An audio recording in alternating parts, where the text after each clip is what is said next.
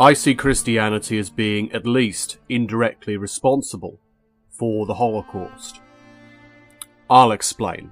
The reasoning behind the Holocaust, the harsh anti-Semitism, was in many ways supported by the Catholic Church and other Christian organisations. The hatred for those who destroyed the Lord, Jesus Christ, who basically destroyed God's voice on earth, destroyed God on earth, depending on your interpretation, yeah, that was a definite provocation supported by religious doctrine for the obliteration of millions of Jews across the Middle Ages.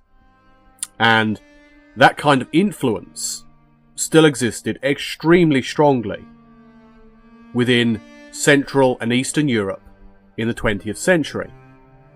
With the terrible situation with the Tsars of Russia repressing the Jewish people and even manifesting a horrendous idea of the Elders of Zion wanting to create a new world order. That's where the conspiracy emanates from.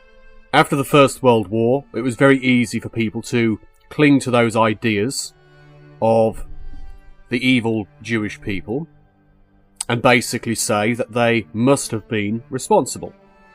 It became popular within Austria, Germany, France, and elsewhere to blame Jewish people for the ending of the war. For better or worse. The failings within certain victories, the stagnation, the deaf people, it must have been down to the Jews. This was even thought to quite a decent degree within Britain and France and other winning nations, this prejudice towards the Jewish people. The economic changes between the war, the political upset, the social variations and the lack of certainty brought forward a great many racist organisations, most of which were highly anti-Semitic. At the very same time, the Church was still supporting the idea, as it had for centuries, that the Jewish people were basically responsible in some way, inherently ethnically responsible for the obliteration of Jesus Christ. That is to say that they believed that him being placed upon the cross was the burden of the Jewish people, because they were the ones responsible for his crucifixion.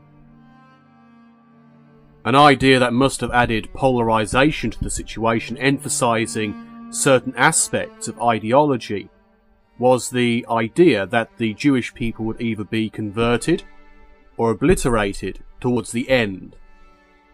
With the coming of the end time, they would either convert to Christianity or become obliterated as a people. The vast majority of organisations who followed this idea were certainly Catholic. Certain elements of anti-Semitism, however, were also within other religious organisations. But the power of the Catholic Church and their emphasis upon the blame laying upon the Jewish people certainly created a massive amount of influence within this political chain reaction across the European continent. The great political fascists of the 1920s and 30s on the European continent were in fact Catholic, or at least raised Catholic. Mussolini, Catholic. Franco, Catholic.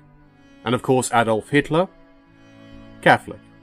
Although I do have to emphasise the fact that Hitler seemed to be creating a non-Christian religion about himself and around himself, grafted upon certain ancient Norse ideas, certain mythologies from ancient times, including the superiority of the Germanic peoples, and the belief in ancient gods and magics, a form of occultism in a way, could be described as a form of polytheism in other ways, but certainly far from being secular, and the influences of his childhood, being raised very, very much Catholic, certainly had an influence upon his political ideologies. As in previous centuries, the Catholic Rite, as it were, basically carried out a racist program of obliteration. This includes the marginalisation and even obliteration of so-called inferior groups, both at home and within conquered lands. This is not merely with Germany, this is also with the Italians, who were carrying out massive genocides of the Ethiopian people they had conquered. Broadly speaking, it was a ethnic religious war in many ways, or a religious ethnic war, whichever way you prefer, where certain groups were seen as being sufficiently superior, or at least on par in some way, shape or form, whereas others were seen as being sufficiently inferior, or even describable as subhuman, and therefore fair game for obliteration. The Catholic Church, supposedly the great moral organisation that it is meant to be, endorsed by God, and with a leader who speaks on behalf of God, did not speak out against such actions. In fact, they supported such actions by creating alliances with political groups of this kind. When they came to power, the first treaties created were with the great institution of the Catholic Church, as with Hitler. Hitler, as soon as he got into power, created an action of concordance between himself, the Nazi Party, and the Catholic Church. This action exchanged political power for educational power. So, political power in Germany was given over more to the Nazi Party for their own desires, in exchange for educational power to the Catholic Church within Germany, giving them greater influence over the next generation and continuing the doctrines which they cling to. The Catholic Church, all the way from the 1930s to the end of the war, supported the great celebration on the 20th of April every year, Adolf Hitler's birthday.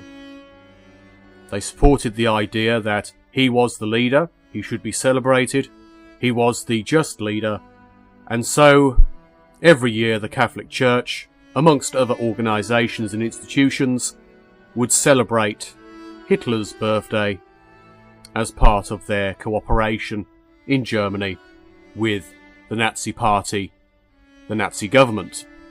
How many priests, or any form of official, or worker, or cooperator with the Catholic Church turned a blind eye within Europe when it came down to the Holocaust?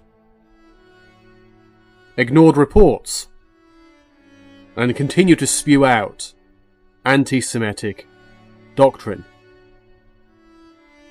How many?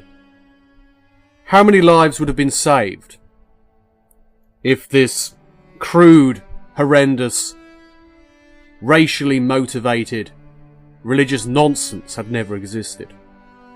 How many war criminals, the people carrying out the genocides, not even war criminals, crimes against humanity, how many of those people carrying out such crimes escaped Europe, war-torn Europe, to South America with the assistance of the Catholic Church? Many of these individuals going to Argentina, allowing fascism to rise again. How much blame can be avoided by the Catholic Church? Over the years, it's gained very little blame. It was certainly involved, certainly to blame for the propaganda, the nonsensical belief that every single Jewish person was to blame for the death, the crucifixion of the Christ. So, really, the Catholic Church cannot avoid at least some blame in that action. And although Hitler was certainly an occultist of sorts, the fact that he was raised in a society where anti-Semitism was rife, and he was raised as a Catholic where he was told time and time and time again that the Jews were to blame, Do you think that had no influence at all?